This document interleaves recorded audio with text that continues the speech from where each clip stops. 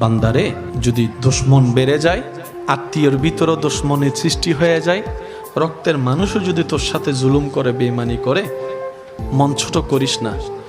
তোদের জীবনের প্রতিটা ক্ষণে কিভাবে মোকাবেলা করবি সেটা প্র্যাকটিক্যাল শিখে নেওয়ার জন্যই আমি প্রত্যেকটা নবীকে এক একটা মুসিবত দিয়ে তোদের জন্য শিক্ষার ব্যবস্থা করে দিয়েছি। সুবহান। তোদের উপর যখন আপনরা বেশি কষ্ট দিবে, জুলুম করবে, ইউসুফ নবীর জীবনীটা একটু খেয়াল করিস। ইউসুফ নবীর জীবনীটা একটু খেয়াল করিস।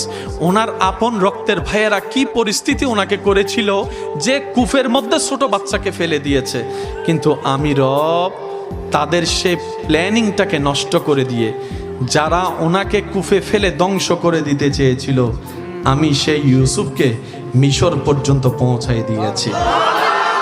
জগৎ ওনাকে অপরাধী ভেবে, অপরাধী মনে করে জেলখানায় বন্দী বানিয়েছে। ওনার ধৈর্য শুকরের কারণে আমি আল্লাহ ইউসুফ নবীকে রাজার সিংহাসনে বসিয়ে দিয়েছি। বান্দা, যখন শরীর বেশি অসুস্থ হয়ে যাবে, আমার নবী আইয়ুবের কথা মনে করিস। যখন তোর মানসিক যন্ত্রণা একটু বেশি বেড়ে যাবে, আমার নবী ইব্রাহিমের কথা একটু মনে করিস। যখন তোর দিক চতুর রাস্তা বন্ধ হয়ে যাবে, চতুর্দিকে তুই অন্ধকার দেখবি, তখন আমার নবী ইউনুসের কথা একটু মনে করিস।